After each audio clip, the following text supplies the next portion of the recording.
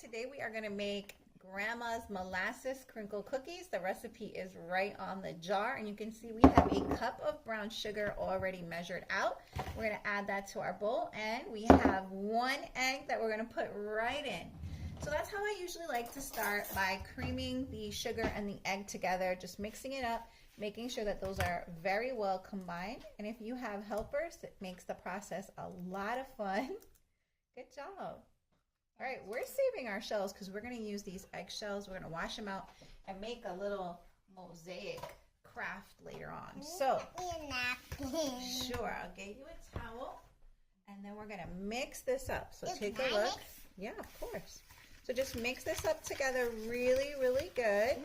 I am melting the butter right now. So if you have softened shortening, it's 3/4 cup softened shortening. I have butter, so I am melting my butter right now just to get it softened up. And then we're going to go ahead and add this molasses. So you need 1/4 cup of molasses, and that's about what I have left in this jar. So while she's mixing up the brown sugar and the egg, I'm going to go ahead and just put the molasses in there. It smells really interesting. It does. It smells weird, but when you're all done, it tastes so good. We're going to add a whole bunch of spices. We're going to add a whole bunch of spices in there. Including ginger. Yeah, including ginger. You can see I need to get a spoon to get all of this out. It doesn't taste like ginger. Well, Does it smell good? It smells like soy sauce. It does smell a little bit like soy sauce. Yeah. So I'm just going to use my spoon to get the rest of this out the best that I can. All of it. We're going to need more of this. Okay, so now that that is done, we are going to keep following this direction. So it says we need 2 teaspoons of baking soda, 1/4 teaspoon of salt, 1/2 teaspoon of cloves, 1 teaspoon of cinnamon, and 1 teaspoon of ginger. Now I'm just going to let you know that I have made this recipe with fresh ginger, and it's absolutely delicious. We like it a little bit more gingery, so we add a little bit more than a teaspoon, and I'm going to show you how I measure out a teaspoon. Of course, you can use measuring spoons, but I had a bunch of these left over when my kids kind of grew out of them, and this is like the perfect teaspoon amount. So this is what I usually use, and I have a heaping teaspoon of ginger, and I'm just going to sprinkle that in, and I'm just going to add a little bit more. Wow, that smells so good. Yeah, once you've got your ground ginger in, we're going to go ahead and add 1/2 teaspoon of cloves. So here are your cloves. That ginger, once it gets, you got to be careful, baby. When you get it in your sinuses, it is strong. And finally, we need our that's strong. clove, cinnamon, and ginger. Where is my cinnamon? But oh, here's my cinnamon. So good. It smells so good, and it's. We're using Ceylon cinnamon because it's really good for you. So 1 I teaspoon of cinnamon. Here we are.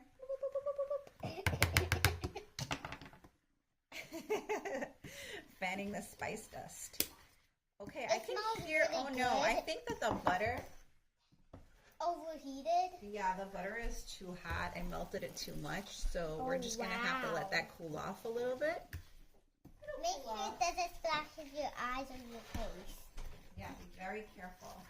Okay, There, so finally we need to add baking soda. And that is It looks like brownie 2 batter. teaspoons. It does, right now it does look like brownie batter. But when it's done, it looks 1, yummy. Wow. 2 teaspoons. 2 teaspoons of baking soda. Baking soda makes it look even gooder. Yes, even better. It looks even So here is our flour, and this recipe calls for 2 cups, 2 1/4 cups of flour. So I'm going to add the flour while we wait for our butter to go ahead and cool off. Yeah. Because we don't want this to be so hot. We're going to have to chill this. So here's 1 cup. We made this recipe before, so we know that it's delicious. And the last time I didn't have ground ginger, and that's why I used fresh ginger, and that's how I know that it works really well. I did increase it. You don't want to add too much flour, so make sure you're pretty precise with this measurement.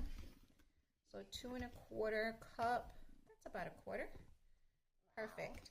So when you add fresh ginger, you definitely want to check your ginger, like taste it to make sure, see, because when you get fresh ginger, it might not be as strong as the ground ginger. Okay, so I think we have everything. Just double checking here. Oh yeah, so let's get our butter going. So now I'm gonna come in and help because this can be a workout. So right now we were using a fork. I'm gonna switch this fork out. Yeah, into a spoon.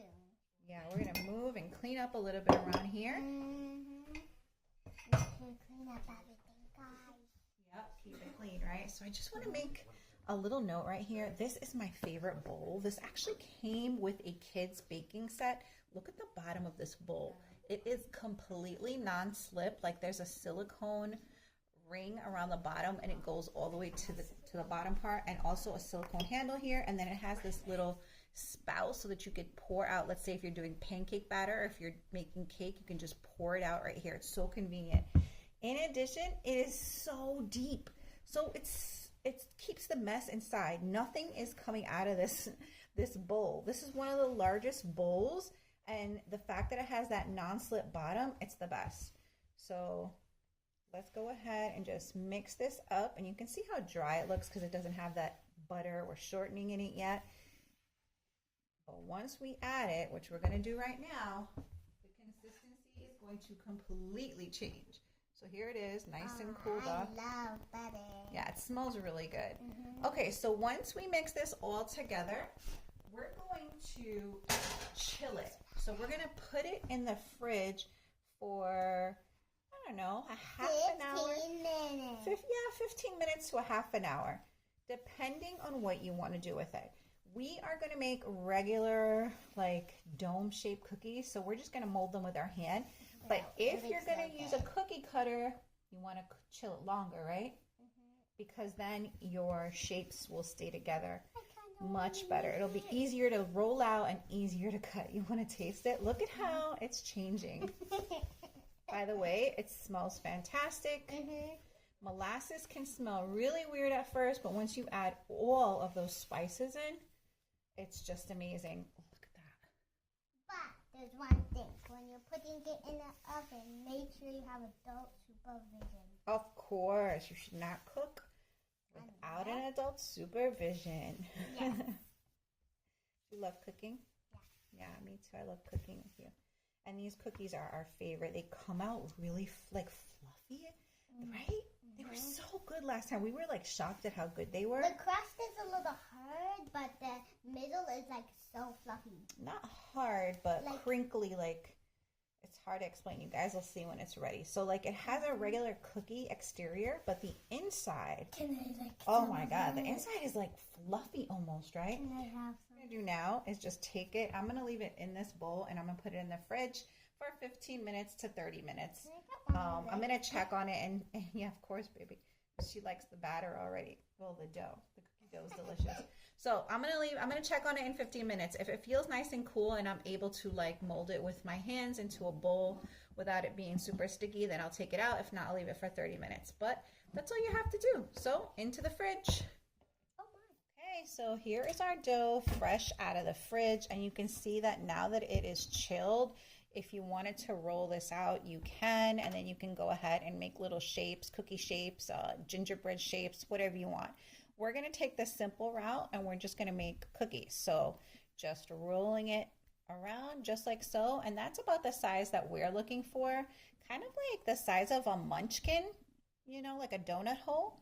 And then we're just going to put them on our grease tray just like that until we've rolled out all of these. We're gonna put our oven on 375 and get it preheated so that we can cook these. It only takes about 10 minutes once they're ready to go in the oven. Take a look at these cookies. They are fresh out of the oven. Remember, it's 375 for about 10 to 12 minutes. These took exactly 12 minutes, and I could actually smell when they were done. This is only half the batch. We still have a bunch of dough that we're going to put away for later. So now what you can do is you can see how they're crinkly on top, and that's why they were called crinkle cookies. Now you can go ahead and get your powdered sugar and sprinkle some on top if you want, or serve them like this. You do want to let them cool off a little bit because they are very soft, and I'm going to show you what they look like in just a couple minutes. So to remove them from the baking tray, just want a flat spatula and just go under just like so.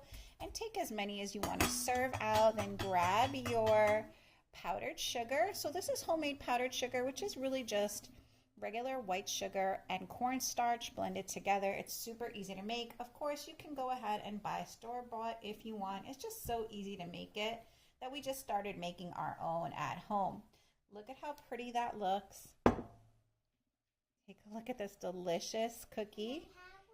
Of course you can have one. And there's that interior. Oh my goodness. It's just soft on the inside. Here you go. These are so tasty. The powdered sugar is amazing. And it's just the right amount of sweetness and just the right amount of zing from the ginger. Like I said before, go ahead and add a little more ginger if you love that spicy flavor. They're so good, right? Oh, they're just amazing.